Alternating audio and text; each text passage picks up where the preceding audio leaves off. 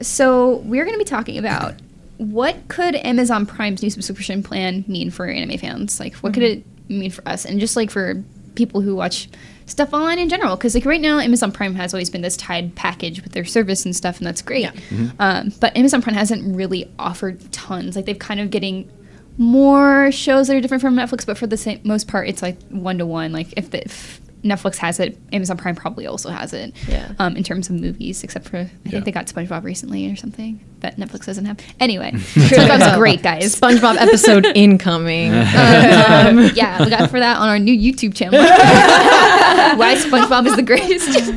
Best anime. Best anime. But yeah, so they got Cabaneri of the Iron Fortress, which we're still waiting for the second episode.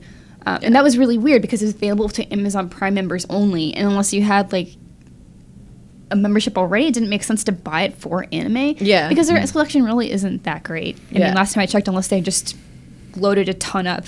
So, last time I checked, it wasn't just worth getting Prime for. I have Prime for other reasons, but, so I was kind of happy that I had it. Because it was very, like helter-skelter selection, too. Yeah. So then the cool news is that they are opening their own standalone video service, and that's going to be $8.99 for just streaming, which we have some money here. So just, I got the prices of the other streaming services. So that's cheaper than Netflix by $1. For like the most popular Netflix plan. For the most popular, plan. Then Crunchyroll's streaming service is $6.95 per month or $60 about per year. Funimation's basic plan is $4.99 or $7.99 for their plan with the dubs. Like they have separate plans. And then Hulu's basic plan with commercials is $70.99. So pretty like high still, but considering that Amazon Prime does get a lot of its own produced shows that are actually pretty good. That's interesting. But even more interesting is, will they be getting a lot more anime? Yeah, and I think, we talked about this a little bit when we talked about Cabaneri of the Iron Fortress, but, that is Wit Studio, like, the Attack on Titan studio. So that's a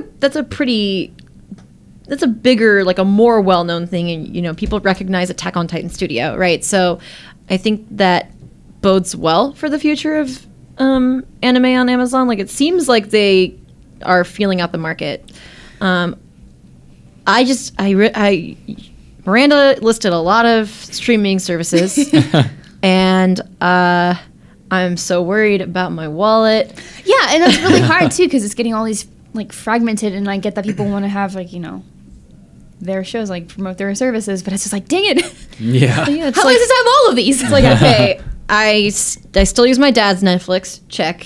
I have Crunchyroll. We have Funimation. I use somebody's Hulu. I don't know. My friend's Hulu.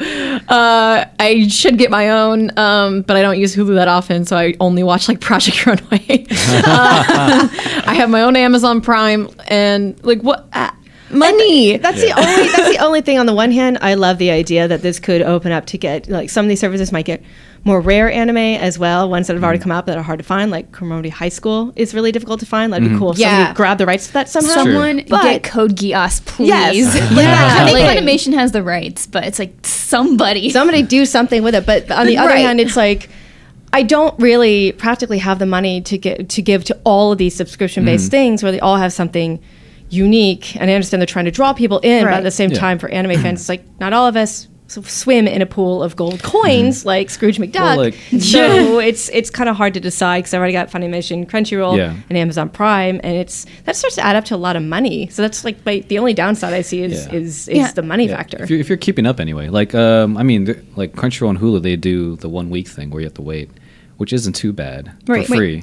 Yeah. Right. Yeah. But I mean, So it's the weird thing too is that Amazon Prime doesn't even have a free option. Yeah. So like, their anime is like locked behind this wall. That's the interesting part, I think, with it. But I mean, the cool part is that Amazon's a huge company that they have a lot of leverage. Like they could probably get interesting things if they knew what to get, right? So, and I'm sure they have people who know what to look for. They wouldn't. Right. They wouldn't. They're have a smart company. They do things correctly. So.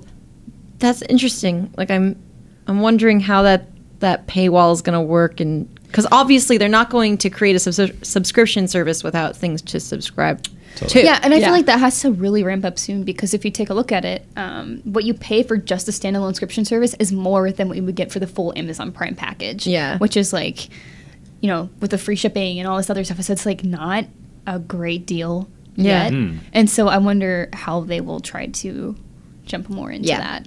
But yeah, I keep touching her butt. Sorry. It's really good, like easy to rest your hand on. Anyway, yeah. So it'll be interesting to see what they get next. Picking up something for Wit Studio is like a really good start. Yeah. And maybe we'll get to see download options later. That's an exciting thing too. That would be cool. It's like able to purchase a whole season of whatever they get, but maybe not. We shall see. Yeah. Let us know what you guys think. Are you guys gonna jump on this Amazon Prime deal, or are you gonna wait it out and see what happens? Interested. Yes. Mm-hmm.